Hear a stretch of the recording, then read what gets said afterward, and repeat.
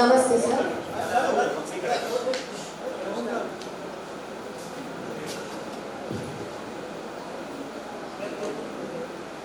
Sir, ನಿಮ್ಮ ಜೊತೆ ಸಂವಾದವನ್ನು ವಿದ್ಯಾರ್ಥಿಗಳು ಯಾರೂ ಹೇಳ್ತಾ ಇಲ್ಲ, ಹಾಗಾಗಿ ನಾನೇ ಪ್ರಾರಂಭಿಸ್ತಾ ಇದ್ದೇನೆ.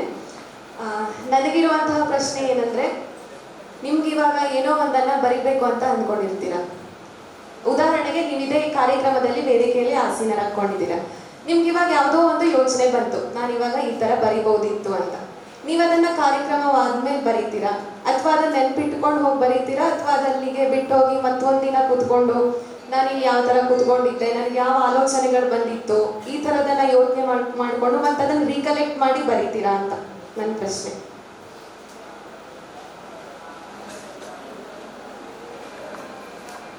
ಇಲ್ಲ, ನಾನು ಅಂದ್ರೆ ಅದು ಎರಡು ಇರ್ತದೆ, ಎರಡು ತರ ಇರ್ತಾರೆ. ಕೆಲವರು ಬರೆಯುವವರಾಗಿ ಬದುಕ್ತಾರೆ, ಕೆಲವರು ಬದುಕುವವರಾಗಿ ಬರೀತಾರೆ. ನಾನು ಎರಡನೇ ಟೈಪ್. ಅಂದ್ರೆ ನಾನು ಈಗ ಅಂದ್ರೆ ಫಾರ್ ಎಕ್ಸಾಂಪಲ್, ಈಗ ನಾನು ಮನೆ ಬರಿಬೇಕು ಅಂತ ಡಿಸೈಡ್ ಮಾಡಿ ಮನೇಲಿ ಬರೀಲಿಕ್ಕೆ ಕೂತಾಗ ನಂದು ಅಲ್ಲೇ ಆವಾಗಲೇ ನಾನು ಏನು ಬರಿಬೇಕು ಅನ್ನೋದು ಅದು ಬಂದ್ರೆ ಬರೀತೇನೆ ಅಷ್ಟೇ. ನನಗೆ ಹೊರಗಡೆ ಇದ್ದಾಗೆಲ್ಲ ಬರೆಯೋದ್ರ ಬಗ್ಗೆಲ್ಲ ನಾನು ಥಿಂಕ್ ಮಾಡೋದೇನು. ಯಾಕೆ ನನ್ನ ಪ್ರಕಾರ ಹೇಳೋದಲ್ಲ, ಈಗ ನೀವು ಮಲಗಿದಾಗ ನಿಮ್ಗೆ ಕನಸು ಬೀಳ್ತದೆ ಇಲ್ಲ, ಬೀಳ್ತದೆ ಇಲ್ಲ, ಏನು ಅಂತ ಹೇಳ್ಬೇಡಿ, ಬೀಳ್ತದಲ್ಲ, ಬೀಳ್ತದಲ್ಲ. ನಿಮ್ಮ ಕನಸುಗಳು ನಿಮ್ಮ ಮನಸ್ಸಿನ ಯಾವ ಜಾಗದಿಂದ ಬರ್ತಾವೋ ಅದೇ ಜಾಗದಿಂದನೇ ಕವಿತೆಗಳು ಬರುತ್ತೆ. ಅದು ಕಾನ್ಶಿಯಸ್ ಆಗಿ ನಾವು ಮಾಡೋದಲ್ವೇ ಅಲ್ಲ. ಹಾಗೆ ಬಂದಾಗ ಮಾತ್ರ ಅದು ಅರ್ಧಿಸ್ತ ನಿಮ್ಮ ಅನುಭವ.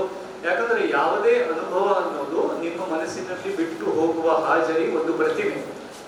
ಅದು ನೀವು ಸಣ್ಣಿರ್ಬೇಕಾದಂತ ಇರ್ಬೋದು, ಅಥವಾ ನಿನ್ನೆ ಮನೆಯದು ಇರ್ಬೋದು. ಅದು ಸಬ್ ಕಾನ್ಶಿಯಸ್ ಮೈಂಡ್ ಅಲ್ಲಿ ಒಂದು ಇಮೇಜ್ ಅನ್ನು ಬಿಟ್ಟು ಹೋಗ್ತದೆ. ಯಾವುದೋ ಬಣ್ಣ ಇರ್ಬೋದು, ಏನೋ ಇರ್ಬೋದು, ಯಾವುದೋ ಒಂದು ಬಸ್ಸಿನಲ್ಲಿ ನೀವು ನೋಡಿದ ಒಂದು ಹೇರ್ಪಿನ್ ಇರ್ಬೋದು, ಯಾವುದು ಏನೇ ಇರ್ಬೋದು, ಅದು ನಿಮ್ಮ ಮನಸ್ಸಲ್ಲಿ ಇರ್ತದೆ. ಅದು ಎಲ್ಲೋ ಏನೋ ಆಗಿ ಈ ನಿಮ್ ಕೆಲೆಡೋಸ್ಕೋಪ್ ಗೊತ್ತಾ? ಕೆಲೆಡೋಸ್ಕೋಪ್ ಅಂತ ಬರ್ತದೆ, 3 ಗಾಜಿನ ಪೀಸ್ ಸೇರಿಸಿದ್ದು, ಅದರಲ್ಲಿ ಒಂದು ಬಳೆ ಚೂರು, ಒಂದು ಬಟನ್ನು, ಏನೇ ಇರ್ತದೆ ಅದೆಲ್ಲ ಸೇರಿ ಒಂದು ಪ್ಯಾಟರ್ನ್ ಬರ್ತದೆ. ಹಾಗೆ ನಿಮ್ಮ ಮನಸ್ಸೊಳಗಿರುವಂತ ನಿಮ್ಮ ಅನುಭವದ ಬೇರೆ ಬೇರೆ ಚೂರೆಲ್ಲ ಸೇರಿ ನೀವು ಬರಬೇಕಾದ್ರೆ ಅದು ಏನೇನೋ ಆಗಿ ಮಾರ್ಪಾಡ್ತಾ ನಿಮ್ಗೆ ಗೊತ್ತಿಲ್ಲದೆ ಹೋಗ್ತದೆ. ಹೀಗಾಗಿ ನಾನು ಯಾವುದನ್ನು ಪ್ಲಾನ್ ಮಾಡೋದಿಲ್ಲ, ವಿಚಾರನೂ ಮಾಡೋದಿಲ್ಲ. ಆಮೇಲೆ ಮತ್ತೊಂದು ನೀವು ಗಮನಿಸಿರ್ಬೋದು, ನನ್ನ ಕಥೆಗಳಿಗೆ ತಾರ್ಕಿಕ ಅಂತ್ಯ ಅಂತ ಯಾವತ್ತೂ ಇರುವುದಿಲ್ಲ. ಎಷ್ಟೋ ಜನ ನನಗೆ ಕೇಳ್ತಾರೆ, ಲಾಸ್ಟ್ ನಿಮ್ಮ ಕತೆ ಎಂಡ್ ಬದುಕಿಗೆ ತಾರ್ಕಿಕ ಅರ್ಥ ಇಲ್ಲ, ಕತೆಗೆ ಎಂತ ಬರ್ಬೇಕು? ಬದುಕಿಗೆ ಸ್ಟ್ರಕ್ಚರ್ ಇಲ್ಲ, ಸಾಹಿತ್ಯಕ್ಕೆ ಯಾಕೆ ಬರ್ಬೇಕು? ನಾವು ಯಾಕೆ ಬರೀತೇವೆ ಅಂದ್ರೆ ಬದುಕನ್ನ ನೋಡ್ಕೊಳ್ಳೋದಕ್ಕೆ ಒಂದು ಕಿಟಕಿ ಅದು ಅಷ್ಟೇ. ಅಂದ್ರೆ ಇಡೀ ಬದುಕು ಕಾಂಪ್ರಹೆಂಡ್ ಮಾಡ್ಲಿಕ್ಕೆ ಆಗುದಿಲ್ಲ ನಮಗೆ. ಒಂದು ಸಣ್ಣ ಸಣ್ಣ ಕಿಟಕಿ ಮಾಡಿ ನೋಡೋದು. ಈಗ ಕ್ಯಾಮೆರಾದಲ್ಲಿ ಒಂದು ಸಣ್ಣ ವ್ಯೂ ಫೈಂಡರ್ ಅಂತ ಇರುತ್ತೆ, ಅಷ್ಟೇ ನೋಡ್ಲಿಕ್ಕೆ ಅಷ್ಟೇ. ಹಾಗೆ ಸ್ವಲ್ಪ ಫೋಕಸ್ ಮಾಡಿ ಇಷ್ಟೇ ನೋಡ್ಲಿಕ್ಕೆ ಅಷ್ಟು ಮಾಡ್ಕೊಳ್ಳೋದು ಅಷ್ಟೇ ಬದುಕಲ್ಲ ಅದು. ಬಟ್ ಅದಷ್ಟು ನೋಡ್ಕೊಳ್ಳಿಕ್ಕೆ ಒಂದು ವ್ಯೂ ಫೈಂಡರ್. ಕವಿತೆದು ಒಂದು ವ್ಯೂ ಫೈಂಡರು, ಕಥೆದು ಒಂದು ವ್ಯೂ ಫೈಂಡರು, ಒಂದೊಂದೊಂದು ಫಿಲ್ಟರ್ ಬೇರೆ ಬೇರೆ. ನಮ್ಮ ತಾಯಿಯ ಮಜಾ ಇತ್ತು, ಅವ್ರು ಯಾವುದೇ ಕಥೆ ಇರಲಿ, ಯಾವುದೇ ಕಾದಂಬರಿ ಇರಲಿ, ಮೊದಲು ಲಾಸ್ಟ್ ಪುಟ ಓದ್ಕೊಂಡು ಕೂತ್ಬಿಡ್ತಿದ್ರು. ಎಂತಕ್ಕೆ ಕಳೆದ್ರೆ ಟೆನ್ಷನ್ ಬೇಡ, ಯಾರು ಸಾಯ್ತಾರೆ, ಯಾರು ಓಡೋಗ್ತಾರೆ, ಮದುವೆ ಆಗ್ತದೆಯೋ ಇಲ್ವೋ ಎಲ್ಲ ಮತ್ತೆ ಗೊತ್ತಾಗಬೇಕು. ಈಗ ನನ್ನ ಕಥೆ ಅವರಿಗೆ ಬಹಳ ಬೇಜಾರಾಗುತ್ತಿತ್ತು, ಎಂಥದೂ ಇಲ್ಲ ಇಂದಿಗೆ.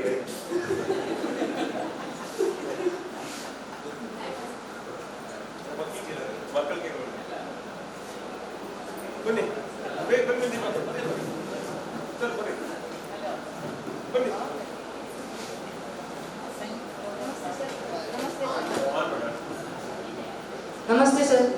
ನಿಮ್ಮ ಪ್ರಕಾರ ಜೀವನ ಮತ್ತು ಪ್ರೀತಿ ಅಂದ್ರೆ ಅರ್ಥ ಏನು? ಎರಡೂ ಒಂದೇ.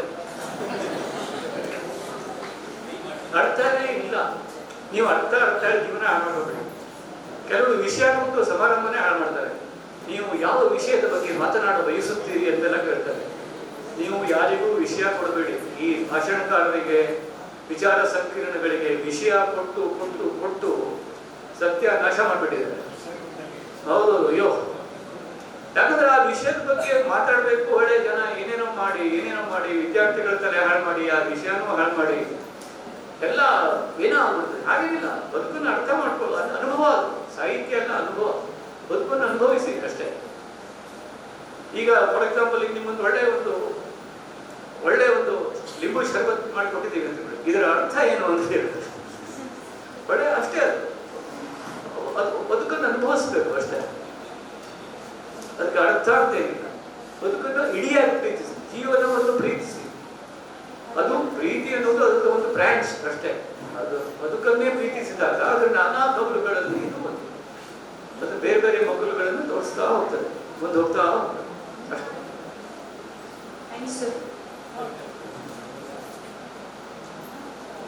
ನಮಸ್ತೆ ಸರ್, ನಾನು ಬರೀತೀನಿ ಕವಿತೆಗಳನ್ನ. ನನ್ನ ಹೆಸರು ಉಷಾ ಅಂತ. ದೀಪಿಕಾದಲ್ಲೂ ನಂದೆರಡು ಕವನಗಳನ್ನು ಕೊಟ್ಟಿದ್ದೇನೆ. ನಾ ಕವಿತೆ ಬರೀಬೇಕು ಅಂದ್ರೆ ಪ್ರಾಸಗಳನ್ನ ಹುಡುಕ್ತಾ ಹೋಗ್ತೇನೆ, ಯಾವುದೋ ಒಂದು ವಿಷಯ ಬೇಕು ಅಂತ ಹುಡುಕ್ತಾ ಹೋಗ್ತೇನೆ. ಈಗ ನನ್ನ ಪ್ರಶ್ನೆ, ಕವಿತೆ ಅಂದ್ರೆ ಹೇಗೆ ಬರೀಬೇಕು? ಯಾಕೆ ಅಂದ್ರೆ ನಮ್ಮ ಥಾಟನ್ನು ಹೇಗೆ ಬರೀಬೇಕು? ಅದರಲ್ಲಿ ನಾವು ಒಂದು ಟಾಪಿಕ್ ಅಥವಾ ಅದಕ್ಕೊಂದು ಶೀರ್ಷಿಕೆ ಕೊಡಬೇಕು ಅನ್ನೋ ಸಲುವಾಗಿ ಒಂದು ವಿಷಯ ಇಟ್ಕೊಳ್ತೇವೆ, ಅದ್ರ ಮೇಲೆ ಬರಿತಾ ಹೋಗ್ತೇವೆ. ಹೇಗೆ ಬರಿಬೇಕು ಅಂತ?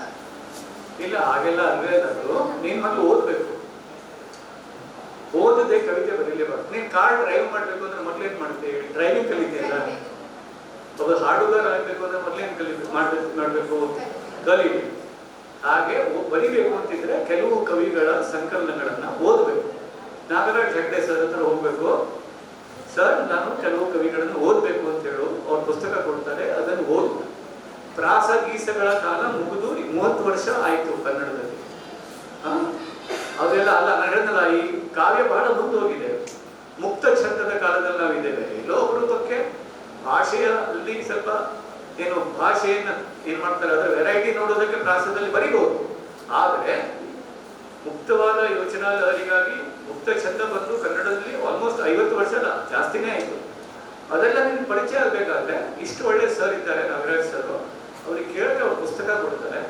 ಅವ್ರ ಮನೆ ಪುಸ್ತಕ ಇಡ್ಲಿಕ್ಕೂ ಜಾಗ ಇಲ್ಲ ಈಗ, ಅದು ಒಳ್ಳೆ ಪುಸ್ತಕನೇ ಕೊಡ್ತಾ ಇರೋದು. ಸೊ ಅದನ್ನ ನಾವು ಓದು. ಆಮೇಲೆ ಸಾಹಿತ್ಯ ಅಕಾಡೆಮಿಯವರು ಪ್ರತಿ ವರ್ಷ ಆ ವರ್ಷ ಕನ್ನಡದಲ್ಲಿ ಬಂದ ಪತ್ರಿಕೆಗಳಲ್ಲಿ ಬಂದ ಒಳ್ಳೊಳ್ಳೆ ಕವಿಗಳ ಕವಿತೆಗಳ 1971, 1972 ಒಂದು ಸಂಕಲನ ತರ್ತಾರೆ. ಎಷ್ಟು ಚೀಪು, 30 ರೂಪಾಯಿಗೆ, 40 ರೂಪಾಯಿಗೆ ಇಡೀ ವರ್ಷದ ಸುಮಾರು 150, 120, 200 ಈ ತರ ಕವಿತೆಗಳ ಸಂಕಲನಗಳು ಬಂದಿದೆ. ಅದನ್ನು ಓದು. ಈಗ ಪ್ರತಿ ತಿಂಗಳು ಬರ್ತಾ ಇದೆ ಬಹಳ ಕಲೆಕ್ಷನ್, ಅದು ಓದ್ಬೇಕು. ಆಮೇಲೆ ಮಯೂರ ಅನ್ನುವಂಥ ಪತ್ರಿಕೆ ಓದು, ಪ್ರಜಾವಾಣಿ ಪ್ರತಿ ವಾರ ಸಂಕಲನ ಬರ್ತದೆ ಓದು, ಉದಯವಾಣಿ, ಅಲ್ಲಿ ಬರುವಂತ ಕವಿತೆಗಳನ್ನು ಓದು. ಅದು ಇಂಪಾರ್ಟೆಂಟ್. ಈಗ ಮೆಡಿಕಲ್ ಸೈನ್ಸ್ ತರ ಮೆಡಿಕಲ್, ಈಗ ಯಾರಿಗೋ ಆಪರೇಷನ್ ಮಾಡಬೇಕು, ಮೆಡಿಸಿನ್ ಕೊಡಬೇಕು ಅಂದ್ರೆ ಮೊದಲು ಮಾಡ್ಬೇಕಾದ್ದೇನು? ಓದಬೇಕು. ಇದು ಒಂದು ಕವಿತೆ ಬರಬೇಕು, ಕವಿ ಆಗ್ಬೇಕು, ಒಂದು ಟೈಟಲ್ ಕೊಡಬೇಕು, ವಿಷಯ ಅಲ್ಲ. ಹಾಗಲ್ವೇ ಇಲ್ಲ. ಈಗ ಗುರಿಕ್ರಮ ಇನ್ನು ಮೊದಲು ಓದು, ಆಮೇಲೆ ನಿನಗೆ ಅನಿಸ್ತದೆ ಇದು ಏನು ಅಂತ, ಅಲ್ಲಿಂದಾನೇ ನಿನ್ಗೆ ಗೊತ್ತಾಗ್ತದೆ. ಪುಣ್ಯಕ್ಕೆ ಕವಿತೆ ಓದೋದಕ್ಕೆ ನೀನು ಯಾರು ಗುರುಗಳ ಹತ್ರ ಹೋಗ್ಬೇಕಾಗಿಲ್ಲ, ಪುಸ್ತಕಗಳೇ ಗುರುಗಳು. ಆದ್ರೆ ಯಾವ ಪುಸ್ತಕ ಓದ್ಬೇಕು ಅನ್ನೋದಕ್ಕೆ ನೀನು ಗುರುಗಳ ಸಲಹೆ ತಗೋ, ಅವ್ರು ಹೇಳ್ತಾರೆ. ಆಯ್ತಾ?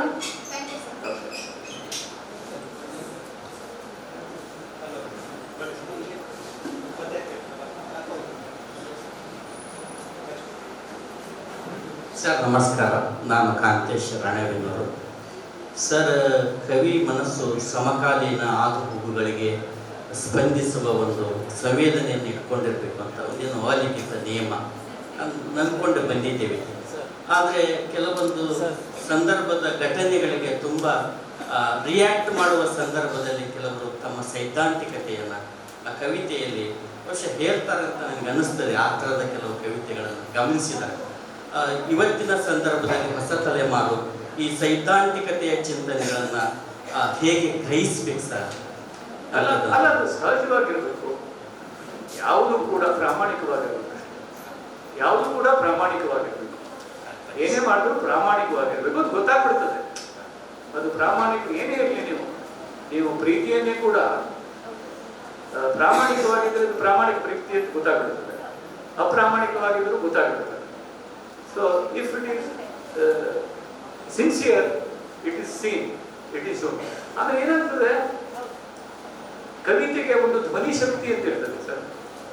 ಅದು ಆ ಕವಿತೆಯಾಗಿ ಇರಬೇಕು ಅದೊಂದು. ಈ ವಾಚಕರ ವಾಣಿಗೆ ಬರೆಯುವ ಪತ್ರ ಮತ್ತು ಕವಿತೆ ಎರಡರ ನಡುವೆ ಭೇದ ಇದೆ. ನೀವು ವಾಚಕರ ವಾಣಿಗೆ ಕವಿತೆ ಅದನ್ನೇ ಬರೆದು ಹೆಚ್ಚು ಜನರನ್ನು ತಲುಪಬಹುದಾಗಿದ್ದರೆ ವಾಚಕರ ವಾಣಿಗೆ ಬರೆಯಬಹುದು. Then you will serve more purpose. ನೀವು ವಾಚಕರ ವಾಣಿಗೆ ಬರೆಯಬಹುದಾದ ಪತ್ರವನ್ನೇ ಅಥವಾ ಒಂದು ಗದ್ಯ ಲೇಖನವನ್ನಾಗಿ ಬರೆದು ಹೆಚ್ಚು ಪ್ರಭಾವ ಬೀರಬಹುದಾದ ಸಂಗತಿಯನ್ನೇ ಒಂದು ಕವಿತೆಯನ್ನಾಗಿ ಮಾಡಿ, ಕವಿತೆ ಓದುವುದು ಬಹಳ ಕಡಿಮೆ ಆಗಿದ್ದಾರೆ, ಮಾಡಿ ಅದರ ರೀಚ್ ಅನ್ನು ಕಡಿಮೆ ಮಾಡಿದ್ರೆ ಅದಕ್ಕಿಂತ ಅದನ್ನು ಮಾಡೋದು ಒಳ್ಳೆಯದು. ಕವಿತೆ ಮಾಡುವಾಗ ಕವಿತೆಯಾಗಿ ಕೂಡ ಅದು ಒಳ್ಳೆಯದಾಗಿದೆ. ಅರ್ಥನಾ? ಧನ್ಯವಾದ.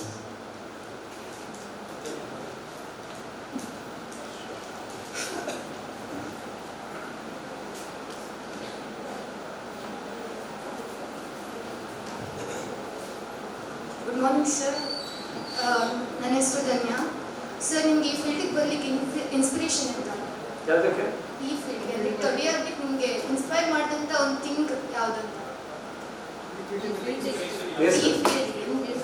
ಇಲ್ಲ, ಅದು ಚಾನ್ಸ್ ಆಗಿರ್ತದೆ. ಒಂದು ಏಜ್ ಅಲ್ಲಿ ಬೇರೆ ಬೇರೆ ಸಂಗತಿಗಳು. ನನಗೇನಂದ್ರೆ, ನಾನು ಗೋಕರ್ಣದಿಂದ ಗುಂಟಾಕ್ಕೆ ಬಂದಾಗ ನಾನು 3 ಸಲದ ಪ್ರಾಬ್ಲಮ್ ಇತ್ತು ನನಗೆ. ಪ್ರಾಬ್ಲಮ್ ಅಂದ್ರೆ ಕನ್ನಡ ಮೀಡಿಯಂನಿಂದ ಇಂಗ್ಲಿಷ್ ಮೀಡಿಯಂ ಬಂದೆ. ಸಣ್ಣ ಊರಿನಿಂದ ದೊಡ್ಡ ಊರು ಗೋಕರ್ಣದಿಂದ, ಆಮೇಲೆ ಮನೆ ವಾಸದಿಂದ ಹಾಸ್ಟೆಲ್ ವಾಸ.